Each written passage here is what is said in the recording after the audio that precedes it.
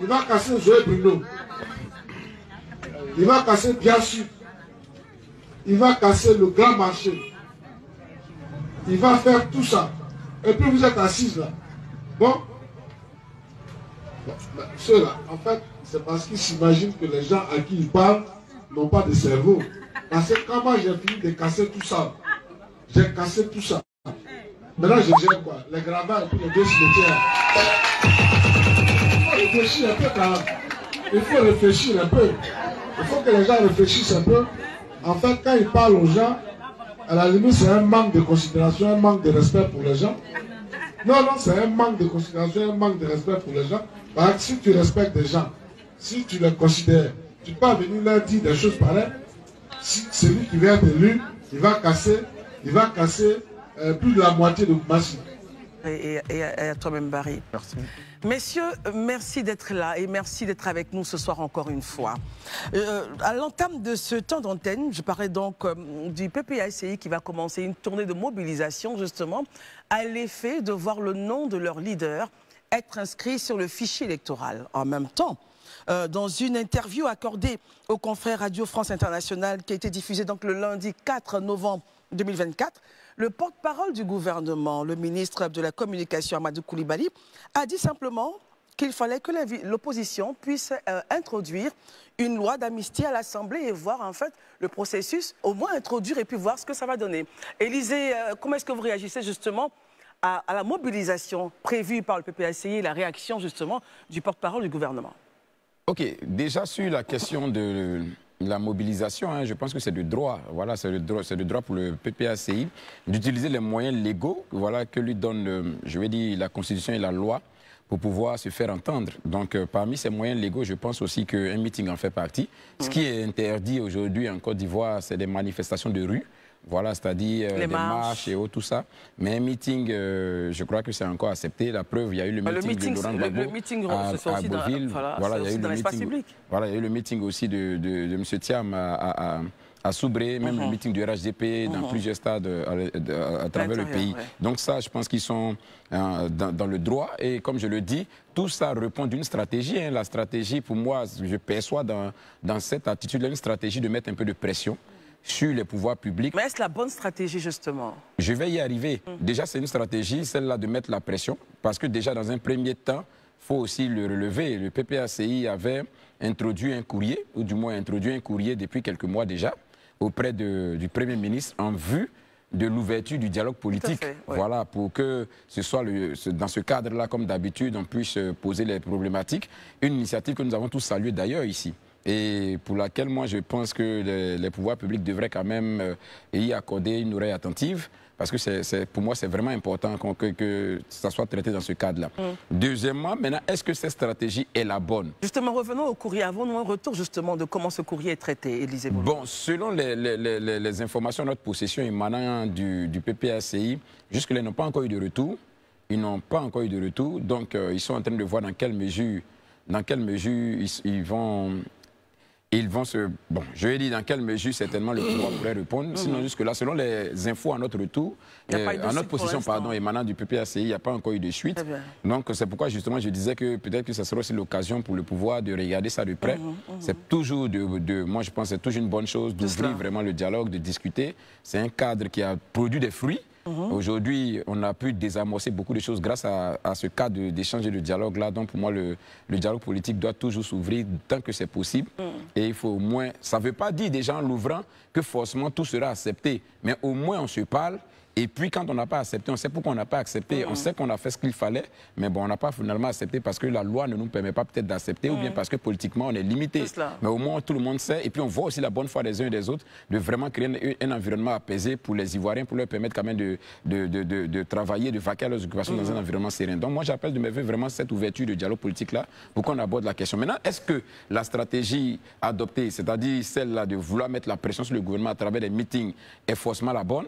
Je ne saurais être, je vais dire, je ne saurais être direct sur cette question, c'est-à-dire soit oui ou non, soit oui ou non. Mais moi, ma posture, elle a toujours été celle-ci. Je pense et je crois en la capacité pour des hommes d'échanger, de discuter dans un cadre assez responsable et puis aboutir à des solutions. Donc, la démarche déjà de faire le courrier, pour moi, elle était très bien. À la limite, si on voit qu'il n'y a pas de retour en tant que tel, on peut solliciter encore le soutien des chancelleries, le soutien de certaines personnalités. Ah, très bien. Hein, oui, des chancelleries, de certaines personnalités quand même qui peuvent faire, des médiations de bons offices. Voilà, pour voir dans quelle mesure éventuellement on peut vraiment rapprocher les positions. C'est possible. Voilà, tant que ce n'est pas des actions qui sont de nature à chauffer le public à blanc, au point même de à mettre à mal la stabilité sociale. C'est ça, au point même de susciter dans les cœurs beaucoup plus de ressentiments et certainement créer encore d'autres, je vais dire, d'autres spectres de violence. Moi, j'ai aucun souci avec, quoi. Très bien. Herman, votre réaction sur la stratégie adoptée par le PPACI et puis la voie indiquée par le porte-parole du gouvernement. Quel commentaire cela appelle de vous? Bon, d'abord, sur la stratégie, je pense que tout parti politique a le droit d'user des moyens qui lui sont légalement possibles pour demander des possibilités. Sur la réaction par rapport à ce qu'a dit le porte-parole du gouvernement, moi je veux seulement peut-être lire l'aspect juridique même, lorsqu'on regarde sur l'aspect juridique. Aujourd'hui, le PPACI ne se voit pas fondé à demander à une Assemblée nationale une lettre, à poser le problème au niveau de l'Assemblée nationale, c'est se faire acquérir. Puisque pourquoi? Pour le PPACI, ce que je crois entendre, c'est que au regard de la décision rendue par la Cour africaine de justice, parce qu'on se souvient que ces débats-là sur la question de l'inscription sur la liste électorale, le PPACI a porté cela à la Cour africaine de justice, qui est une cour à laquelle la Côte d'Ivoire a ratifié les dispositions. Donc la décision au niveau de la Cour africaine de justice, qui est en réalité une cour qui est qui est au-dessus de la supranationale, qui est au-dessus a souhaité que la condamnation même du président a remis en cause plus ou moins la condamnation de Laurent Gbagbo et a demandé que son nom soit réinscrit sur la liste électorale.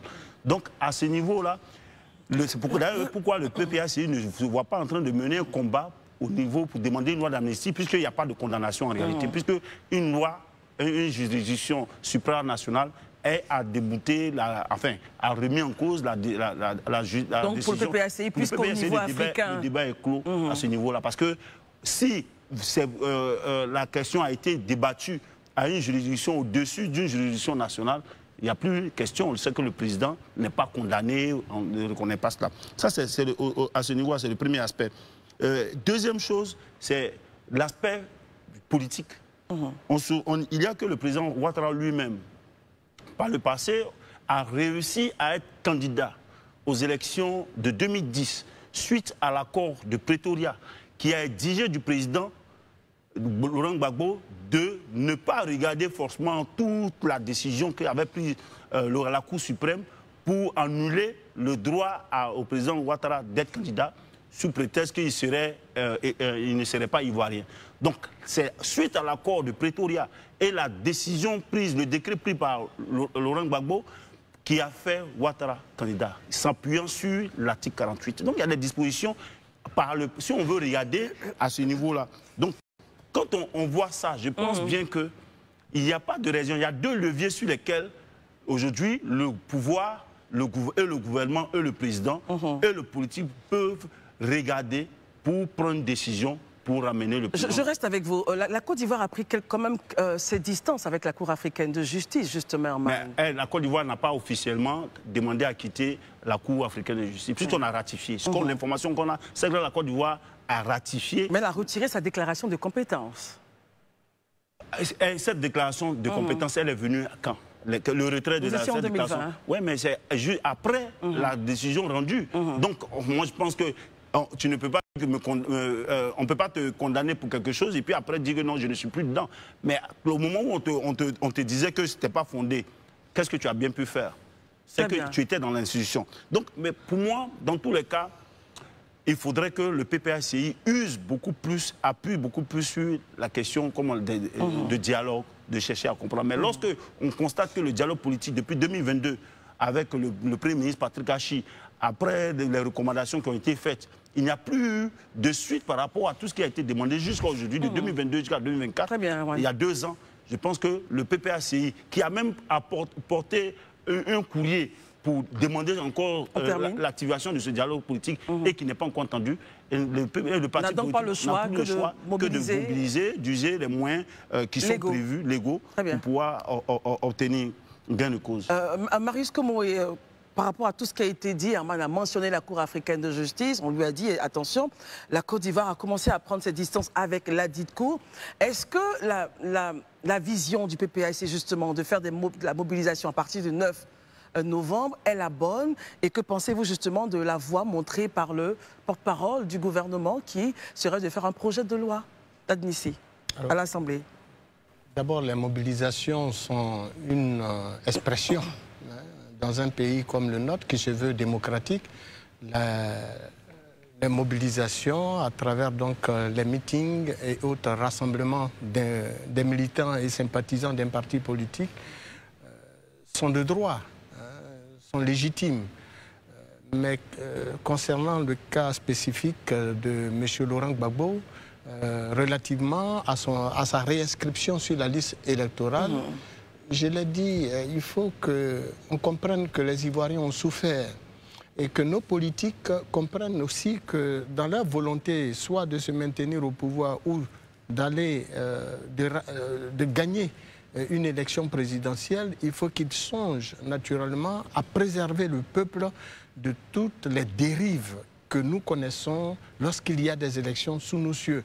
Pourquoi vous parlez de dérive alors que la thématique elle est claire? Bien sûr. Oui, on demande, ils décident de faire la mobilisation, on leur dit écoutez, voici la voie, votre point de vue, vous dites il faut éviter qu'il y ait des dérives.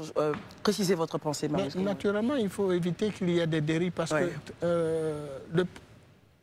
le porte-parole du gouvernement dit que non, ben, c'est pas au président de la République, c'est pas le PPACI ne peut pas saisir directement le président de la République parce que les tests, c'est pas au président de la République de prendre donc une amnistie pour permettre la réinscription de M. Laurent Gbagbo sur la liste électorale, qu'il faut plutôt s'adresser à l'institution en charge de le faire, c'est-à-dire l'Assemblée nationale. Mais Herman l'a dit, M. Gbagbo ne reconnaît même pas cette condamnation. Avant même la condamnation, il n'a même pas été signifié. Pourtant, l'État de Côte d'Ivoire qui dit ne pas savoir, ou qui disait ne pas savoir où se trouvait M. Gbagbo au moment de cette condamnation, la justice ivoirienne qui disait ne pas savoir où se trouvait M. Laurent Gbagbo, avec tout le respect que je dois à nos grands magistrats de ce pays, comment dire que quelqu'un, on ne sait pas où se trouve une personnalité de la trame de Laurent Gbagbo que l'État de Côte d'Ivoire lui-même a moi, j'aimerais qu'on reste... Je souhaite qu'on fasse une frappe, on soit très, comme des chirurgiens, on soit spécifique. La question posée, c'est le PPACI décide de faire la mobilisation. Donc, d'aller faire des meetings en commençant donc le 9. Le gouvernement, par son porte-parole, dit attention, nous pensons que la voie, c'est introduire une loi. J'aimerais qu'on puisse vraiment circoncire le débat. Vous voyez, pourquoi aller faire un tel processus? Là où déjà même, les gens ne reconnaissent même pas une décision de justice. C'est ce que j'ai tenté de vous expliquer. D'abord, pour que je puisse aller saisir l'Assemblée nationale, il aurait fallu que je reconnaisse la décision de justice qui me condamne à 20 ans d'emprisonnement. Mais quand quelqu'un a braqué une banque, je vous l'ai dit, est-ce que sa place est à la maison? Pourquoi on le condamne à 20 ans d'emprisonnement ferme? Pas avec ceci, ferme. Et puis il est assis à la maison. Pourquoi font-ils donc un courrier? Alors, moi, comment je peux me permettre d'aller braquer une banque? Marius Komoé, pourquoi font-ils donc un courrier pour essayer donc de raviver le dialogue politique selon vous? Le courrier, c'est de droit, parce que c'est ce que nous avons toujours dit. Il faut régler cette question de façon politique, comme on a réglé la question de la candidature de M. Ouattara de façon politique. C'est le cas de M. Laurent Gbagbo, qu'on dit avoir été condamné. Le monsieur ne reconnaît pas cette condamnation. Il dit qu'il n'a même pas été signifié. Pourtant, l'État de Côte d'Ivoire et la justice ivoirienne savaient où il se trouvait. Ça n'a pas été le cas. Et donc aujourd'hui, revenu en Côte d'Ivoire, il est là, il est bien assis pour quelqu'un qui a été condamné à 20 ans d'emprisonnement ferme. Il est assis chez lui à la maison. Moi, il y a problème parce que, croyez-moi, moi, je ne peux pas me lever au regard de nos textes de loi, aller braquer une banque. Et quelle banque? Et puis me retrouver assis chez moi à la maison. Pourtant, j'ai été condamné à 20 ans d'emprisonnement. Est-ce que la stratégie initiée par le PPACI est la bonne? Il faut régler la question de façon politique. Et je pense qu'en saisissant le gouvernement par un courrier, le PPACI veut régler la question de façon politique. Les meetings qu'ils veulent faire, c'est une caravane en vérité. Une caravane pour sillonner le district autonome d'Abidjan et certaines villes de l'intérieur pour informer l'opinion nationale et l'opinion internationale sur la nécessité de la réinscription, parce que c'est inacceptable. On l'a dit hier. Est-ce qu'on pouvait accepter que quelqu'un qui avait été le premier ministre d'Houphouët-Boigny ne soit pas candidat à une élection en Côte d'Ivoire? Aujourd'hui, comment on peut aussi accepter que quelqu'un qui a été président de la République de Côte d'Ivoire pendant 10 ans, il ne soit même pas votant dans son propre village? Donc pour vous, la solution, c'est de rouvrir ce dialogue-là. Il faut arrêter de faire souffrir les Ivoiriens. Très bien. Il faut remettre le monsieur sur la liste électorale. Et puis il reviendra aux Ivoiriens de choisir qui présidera aux destinées de leur pays. Barry, quand on finit de dire tout ça, quel est votre postulat, Barry? D'accord, merci Christelle.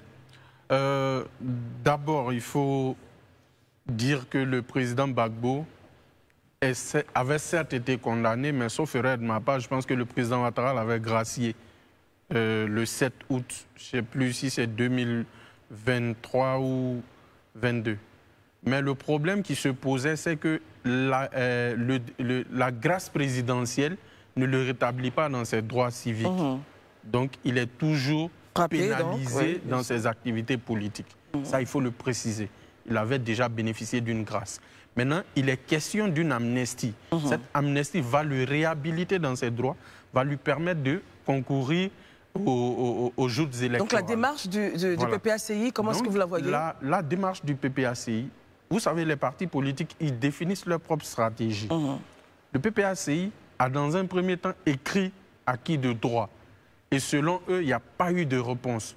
Donc ils décident d'actionner le parti politique en mobilisant les militants, en faisant passer un message à la réalité aux acteurs qu'ils ont en face d'eux, c'est-à-dire le gouvernement, c'est-à-dire l'État. Mais là où je voulais en venir, c'est au niveau de l'intervention du porte-parole du gouvernement. Effectivement, c'est une possibilité. Le PPACI a un groupe parlementaire. Vous savez, un problème sans solution, c'est un problème qui est mal posé.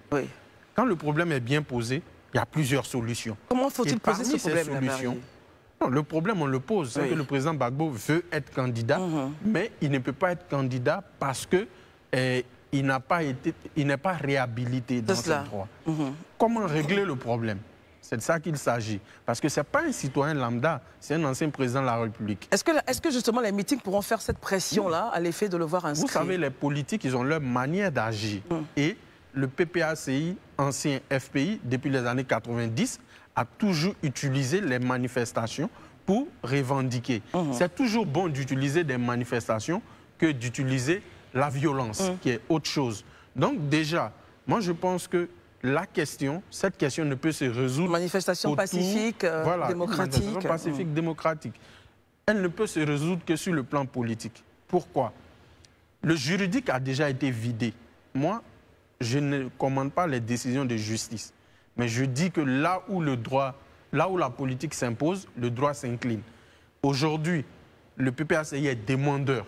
Mais ce n'est pas seulement le président Gbagbo qui se retrouve dans cette configuration. Il y a le cas de M. Charles Blé Goudé, qui est président du COJEP. Il y a aussi l'ancien Premier ministre Guillaume Soro. Mais en même temps, le PPACI porte le point de son président. J'en viens. Donc, il y a 3 personnalités importantes de la vie politique en Côte d'Ivoire qui ne peuvent pas compétir aux joutes électorales, justement à cause des condamnations. Comment sortir de ce problème? La solution, elle est politique. Et c'est autour d'une table de discussion.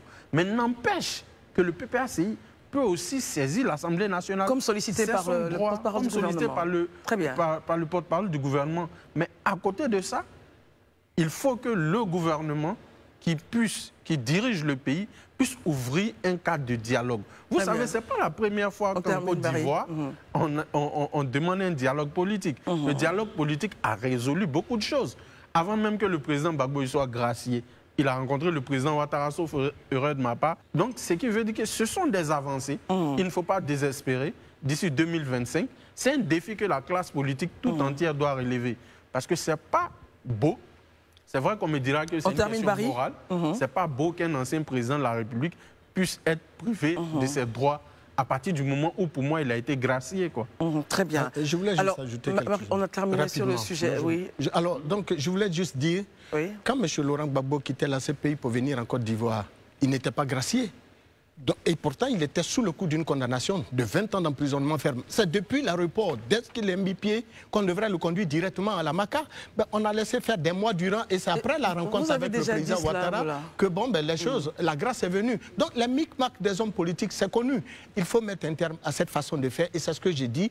Il faut plutôt aider à la résolution de ce problème en suppliant ou en demandant la magnanimité du président de la République. Parce que ça a été déjà dit, Marius Komoé, on vous a bien compris. Alors, on va donc se permettre d'avoir 2-3 minutes encore sur le sujet. Prendre le point d'Élysée Herman. Herman, allez-y pour votre point. Ce que je voulais dire, moi, je voulais revenir même sur juste donner l'ordonnance de la Cour africaine des droits de l'homme et des peuples. Ça, c'est au point 37. La Cour ordonne à l'État défendeur de suspendre la mention de la condamnation pénale du casier judiciaire du requérant jusqu'à ce que la Cour se prononce sur le fond de la requête principale. Ordonne à l'État de prendre toutes les mesures nécessaires en vue de lever immédiatement tous les obstacles empêchant le requérant de s'enregistrer sur la liste électorale. Et enfin, fait un rapport à la Cour sur la mise en œuvre de ces mesures. Bon, donc c'est vraiment clair. Alors, sur la Cour africaine, on peut faire un débat, parce que vous savez bien, tout à l'heure, l'argumentaire que j'ai opposé à ce que vous avez dit, la Côte d'Ivoire, et les articles sont encore là, la Côte d'Ivoire a pris ses distances avec cette Cour-là. Alors, en prenant les distances, est-ce qu'on écoute encore ce que la Cour avait produit? Ça, c'est à voir. Non, si je comprends bien votre logique, ça veut dire que... Non, c'est un point que j'aimais, c'est factuel. Donc, vous me permettez de rebondir là-dessus. La Cour africaine des peuples, des droits de l'homme et des peuples, a pris une décision. D'ailleurs, on a ratifié aux dispositions de cette Cour-là, bien avant.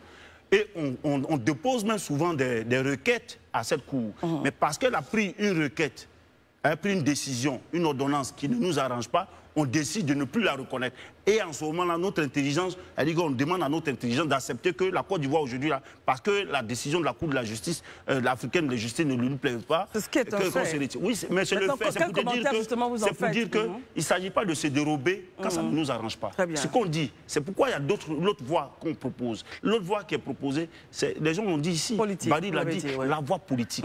Et à ce niveau-là, on comprend bien que le PPACI, qui a même déposé un courrier, n'est pas hostile à cette c'est justement parce que le dialogue politique n'existe pas que ce parti-là veut user le droit de manifester pour pouvoir obtenir quelque chose. Manifester pacifiquement, comme ils l'ont eux-mêmes dit dans leur point. Élysée, on termine avec vous sur ce point. D'accord, ok. Moi, je voudrais juste rebondir sur deux choses que Herman a dites, qui pour moi sont quand même importantes, sur lesquelles il faut revenir. Dans un premier temps, il a évoqué le fait que les partis se donnent les moyens effectivement d'agir de façon légale pour obtenir ce qu'elles veulent et tout ça. Mais en même temps qu'il dit ça, je vois qu'il remet au cœur aussi du système la nécessité de dialoguer. Et ça, pour moi, comme vous le savez, ça a été toujours... Votre ligne de conduite. Voilà, ma ligne de conduite, la nécessité de dialoguer. Mais il a dit aussi quelque chose sur la question, et je vois que très souvent ça se répète. Moi-même, je me suis laissé prendre, mais j'ai pris le temps ces derniers temps quand même de chercher à fouiller un peu. C'est cela. Cette question de l'article 48 dont on parle tant, à quel moment elle a été prise et qu'est-ce qu'elle disait? Et c'était quoi la décision finale? Allez-y, Élysée. L'article 48, effectivement, a été prise suite à l'accord de Pretoria qui a eu lieu en 2005. Et c'était un prélude aux élections générales de 2005. Alors, on va faire un peu de pédagogie. Pour ceux qui nous regardent et qui se disent, ils parlent de quel article 48? Petit rappel. Oui, l'article 48 de la Constitution de 2000. Ivoirienne. Voilà, ivoirienne, qui donnait donc le droit au chef de l'État de prendre un certain nombre de dispositions exceptionnelles, de façon exceptionnelle. Et cet article 48 a été prise suite à l'accord de Pretoria, où sur instruction, bien évidemment, du facilitateur, donc de M. Thabo Mbeki, a demandé au chef de l'État de prendre donc cette disposition-là pour permettre que l'ensemble des candidats en conflit à la crise, comment on appelle ça, qui a abouti à la rébellion, de pouvoir être candidat. C'était pour l'élection 2005. Dans un cadre précis, c'est ça, Élysée? Oui, c'était pour l'élection 2005. 2004 même d'ailleurs. Et voilà, 2004 d'ailleurs, qu'il y a eu l'accord de Pretoria. C'était pour 2005. 2005, il n'y a pas eu d'élection. Je vous lis une décision du Conseil constitutionnel qui date de 2009. Allons-y, Élysée. Et le Conseil constitutionnel reprend effectivement ce qui se passe. Je reviens dessus, je donne l'intitulé « Décision numéro CI EP 026/2810/CC SG, Conseil constitutionnel secrétariat général. Ok, voilà ce que, à la page 4, voilà ce que dit l'article. Vous me permettez de lire, pour que tout le monde comprenne. Considérant par ailleurs que l'article 2 de la décision, je vous épargne tout, 2014, indique que la décision numéro 2005, PR du 5 mai 2005, produit son plein effet pour l'élection présidentielle du 29 novembre, qu'en vertu de l'article 1 de la décision, je vais vous citer un peu tout ça, je viens sur ça, considérant que ces tests consacrent 2 catégories de candidats, à savoir d'une part, les candidats présentés par les partis politiques signataires de l'accord de Linas Markoussi, déclarés éligibles, et d'autre part, les autres candidats soumis aux dispositions constitutionnelles, législatives et réglementaires en vigueur. Considérant toutefois que si les candidats présentés par les partis politiques signataires de l'accord de Linas Markoussi sont éligibles en application de la décision 2005, c'est-à-dire ce qui a été pris en mai 2005, suffisait, il n'en demeure pas moins, je finis, il n'en demeure pas moins soumis aux conditions de présentation des candidatures prévues par les articles 24, 25, 26, 51, 53, 54 et 55 du Code électoral. Qu'en conséquence, le candidat à l'élection présidentielle issu de cette première catégorie, c'est-à-dire donc ceux qui ont bénéficié de l'accord, est tenu de produire une déclaration de candidature revêtue de la signature en indiquant les mentions relatives. Ses noms et prénoms, sa filiation, sa date et son lieu de naissance, sa nationalité, son domicile, sa profession, la nationalité de ses pères et mères, la couleur, le sigle et le symbole choisi par les bulletins uniques de vote, le parti politique l'ayant investi, le cas échéant. Quand on finit de dire ça, en bon français, ça veut dire quoi? Quoique ces personnes-là aient bénéficié des résultats d'un accord qui a eu lieu en 2004, ça ne les exempte pas de produire les documents qu'il faut pour être candidat. Ça veut dire quoi? Même si tu avais été éligible, ça veut dire que l'article 48 t'avait rendu éligible, tu as l'obligation de produire les documents exigés. Ça veut dire que si au terme Justement, pourquoi vous insistez sur les documents? Mais c'est important, parce que ça veut dire quoi? Ça veut dire que si au terme de ce processus, quelqu'un a été donc déclaré candidat, ça veut dire qu'il remplissait les conditions. C'est ce que ça veut dire. Ça veut dire qu'on va au-delà de l'accord. Ça veut dire s'il a été au thème du... Parce que je peux sortir la liste de ceux qui ont été retenus. En parallèle maintenant avec la situation que nous vivons, Élysée. Oui, ce que je veux dire, c'est simple, hein? Je vais juste expliquer quelque chose. Vous savez, un mensonge plusieurs fois répété finit par devenir une vérité. Selon certains, oui. Oui, ça finit par devenir une vérité. L'article 48, là, elle a été prise dans un contexte précis. Mais l'article 48, là, c'est pas ça qui a rendu Ouattara éligible.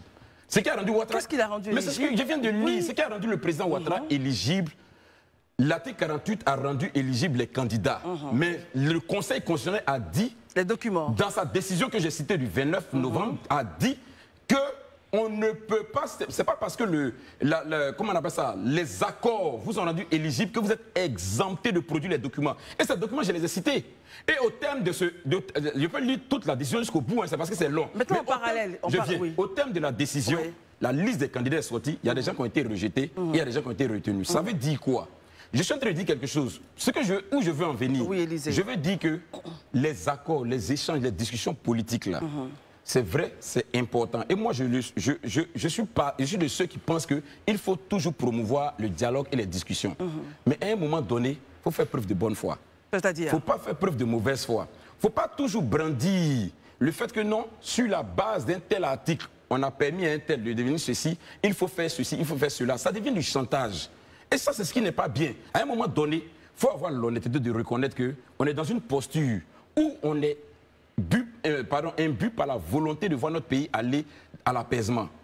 Ce qui est passé là, parce que c'est bien beau de dire qu'on a passé, mais ce qui est passé là, c'est passé. Regardons à l'avenir. À l'avenir, qu'est-ce qu'il faut qu'on fasse pour que les choses avancent? Et je répète et je dis, pour moi, j'estime qu'il faut qu'on ouvre le dialogue politique. Ça, je le répète et je le dis encore. Et qu'on en discute et qu'on trouve un terrain d'entente qui soit à même de vraiment créer les conditions des futures élections apaisées. Alors, Élysée, donc, pour retenir, pour faire court, ça veut dire que le président Alassane Ouattara donc, a été candidat sur la base de cet article qui a été fait dans un contexte... C'est une décision qui est disponible. Bien précis. Que tout le monde... Au Conseil constitutionnel. Oui, bien sûr. Oui, je suis d'accord. Je veux juste résumer vos propos. Dans un contexte bien précis, c'était Linas Markoussi. Il y avait aussi, donc il fallait aussi que les candidats puissent positionner leurs documents. Enfin, il y a un contexte qui sous-tend la candidature. L'article a été pris en prélude à l'élection 2025. L'élection 2025 a eu lieu et on est allé à l'élection 2010. Très bien. Herman et la décision du Conseil constitutionnel, elle existe, elle est fonctionnelle. Oui. Herman semble ne pas partager votre point de vue. Herman, on vous écoute. Non, pas que je ne partage pas votre point de vue, c'est pas à moi de partager son point de vue. Mais j'estime qu'il se mélange un peu les pinceaux. Ah bon? Il se mélange un pinceau. Pourquoi? L'article 48 n'a pas été pris en fonction de la crise. L'article 48 était bien consigné dans la Constitution de 2000. Donc, elle était antérieure même à la crise qui est survenue en 2002. L'article 48, c'est une disposition de la loi qui dispose, qui demande, qui me présente qui peut être candidat à l'élection présidentielle en Côte d'Ivoire. Non, c'est pas ce que l'article 48 dit. C'est ce que l'article 48 dit. Non, l'article 48, c'est une mesure exceptionnelle qui donne le droit au président de prendre une décision exceptionnelle. Non, sur la base des accords répétitifs qui ont eu le point d'achoppement sur l'accord de Pretoria, en ce moment-là, qui était sous la supervision du président Thabo Mbeki en 2004, qu'il a été prévu, avec les négociations et autres là, que le président Laurent Gbagbo prenne un décret de rendre tous les acteurs de la crise là éligibles s'ils avaient besoin d'être candidats. Et en ce moment-là, le président a pris un décret par rapport à cela. Selon l'article 48, c'est bien consigné dans la Constitution de 2000, qui donne des dispositions pour être candidat à l'élection présidentielle. Mais la décision prise rentre dans un contexte comme Herman. Oui, mais justement, c'est parce que justement ça rentre dans un contexte. Avec le facilitateur et tout cela. On est arrivé à ce que le président Ouattara... Parce que, rappelons-nous, en 2000, et c'est ça le problème, en 2000, la Cour suprême avait rejeté la candidature du candidat Alassane Ouattara sur la base de ces dispositions. Moi, et celle du président Bédié. Donc, on est arrivé à ce que, puisque le président s'appuyant, le président Gbagbo en ce moment disait qu'il s'appuyait sur la Constitution, et il a trouvé dans les accords un arrangement avec un Thabo Mbeki pour permettre à ce que tout le monde soit candidat. Et on est allé. Moi, je ne veux même pas qu'on revienne pas, refaire le débat. Ce que je dis, en conclusion, ce que je dis, c'est que lorsqu'on est dans une disposition, dans une démarche politique, lorsqu'on veut regarder uniquement la loi, le judiciaire, le juridique, souvent on se bloque. Or, il y a des leviers aujourd'hui que le président, le pouvoir en place peut regarder, notamment la démarche politique. On a pu gracier le président Laurent Gbagbo. Barry l'a bien dit. Qu'est-ce que ça coûte au pouvoir en place de permettre à ce que il y ait une loi d'amnistie, nous on peut le demander, une loi d'amnistie qui puisse lui permettre d'être candidat, que c'est cela son souhait. Très bien. Donc vous vous rejoignez avec des chemins différents, mais la chute... Très différent, je le note. Mais la chute quand même, c'est de dire, attention, il faut activer le levier politique pour permettre justement la réinscription. Ils ont le droit de faire leur manifestation. Barry, on termine sur ce point avec vous. Ce que je voulais dire, c'est qu'Élysée dit là, la Cour constitutionnelle recadre les politiques. Mais pourquoi la Cour constitutionnelle intervient? Le Conseil constitutionnel, pardon. C'est parce qu'au préalable, il y a eu un dialogue. Donc, le dialogue politique que le PPACI demande là, en réalité, ce n'est pas au dialogue politique là que le président Gbagbo sera amnistié. Le dialogue politique va créer, va entamer une procédure. Et une fois les accords sont signés, c'est là maintenant que le président de la République, puisque le RHDP est majoritaire à l'Assemblée nationale, va dire aux députés RHDP, voici l'accord politique, il faut que vous le votiez. Forcez, la loi va passer par l'Assemblée nationale, quoi qu'on dise. Mais c'est comment on arrive à l'Assemblée nationale, là, c'est là où il y a le problème, parce que le PPACI demande directement que le président règle le problème. Alors que le dialogue politique va vous permettre de retourner à l'Assemblée nationale. Dans tous les cas, vous êtes tous au moins arrivés sur le point qu'il faut réactiver donc ce dialogue-là et voir quel levier devrait être activé. Parlons maintenant en sport, mais avant de parler sport, en seconde partie de ce temps d'antenne, nous aurons à parler donc de l'appel des partis politiques qui a été entendu. Là, il vient de proroger la révision de la liste électorale jusqu'au 17. Vous avez encore jusqu'au 17 novembre pour aller vous inscrire. On parlera de cela en seconde partie de ce temps d'antenne après le journal télévisé qui vous sera présenté par Karel Dablé. Pour l'instant, parlons sport. Et Faye Emers donc a livré sa liste pour les 2 derniers matchs éliminatoires de la CAN 2025. On n'a pas droit à l'erreur. on n'a pas droit à l'erreur. Et je pense que c'est le credo, on n'a pas droit à l'erreur. Barry, est-ce que vous êtes d'accord avec moi? Non, on n'a pas droit à l'erreur, mais moi je suis serein. La Côte d'Ivoire est championne d'Afrique. C'est cette humilité souvent qui vous manque et qui crée des surprises après. Ce n'est pas une question d'humilité, mais c'est un fait. La Côte d'Ivoire est championne d'Afrique.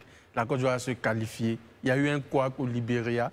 Mais cette fois-ci, à Abidjan, au stade Félix Houphouët-Boigny, je crois. Si, c'est ça, le stade. Oui, c'est ça. Les 19 reviennent déjà, les éléphants reviennent au Félicia. C'est vrai qu'il y avait quand même longtemps qu'ils n'y avaient pas joué. C'est le stade historique et la fête sera belle. Je note par contre que pour la liste, le coach Emerse Faé, il est toujours sur la même base. À chaque fois, il ajoute 2-3 nouveaux joueurs. Là, je vois le retour de Sinali Diomandé, qui est défenseur de la Auxerre, prêté par l'Olympique lyonnais, qui venait déjà en sélection. Il y a aussi Hassan Kamara, sauf erreur de ma part, qui est latéral gauche, qui joue à l'Udinese, sauf erreur de ma part. Il y a aussi Jean-Eudes Aoulou, milieu de terrain d'Angers. Et on a aussi les... Qui venait en sélection, mais qui était porté disparu. Ndika qui est là, hein, toujours. Oui, Ndika, c'est ce que j'ai dit, la colonne vertébrale est toujours la même. Hein. Toujours. Ndika, Agbadou, il y a Diomandé Ousmane aussi. Diomandé Ousmane qui avait fait polémique, on avait vu son coach formateur qui réclamait au coach Faye de le faire jouer. Là, il a réalisé un gros match en Champions League. Il est de retour. Doué Guela également. Doué Guela qui est venu après la CAN, qui est là.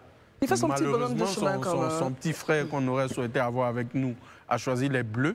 Voilà, Désiré Doué. C'est ça aussi. Voilà, il y a Chris Operi aussi qui est venu après la CAN, qui est là.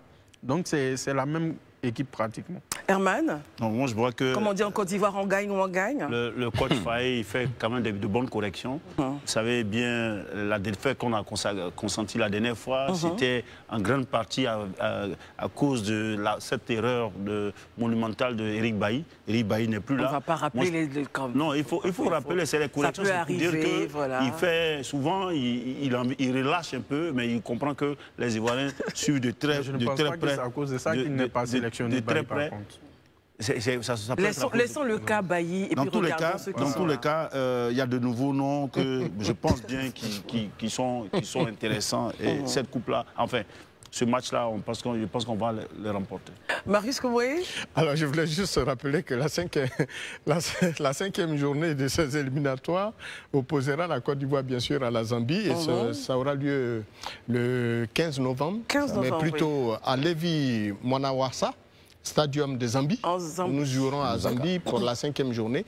Et puis pour la 6e journée, comme le disait Barry, ça sera à Abidjan contre le Tchad. Voilà. Et ça sera pour le 19 novembre contre le Tchad au stade Houphouët-Boigny. Très bien. Mais dites-moi quelque chose, on gagne ou pas? Oui, mais avec l'humilité? Non, ben, quand vous avez des joueurs outillés, c'est-à-dire notre épine dorsale de l'équipe nationale qui se met en branle, et comme le coach l'a si bien fait, et ce qu'il n'a pas pu faire au match précédent, cette fois-ci, il a fait appel à tous les ténors. Vous avez donc Kessié qui est là, Fofana Seko, Adengra qui n'était pas là, qui revient.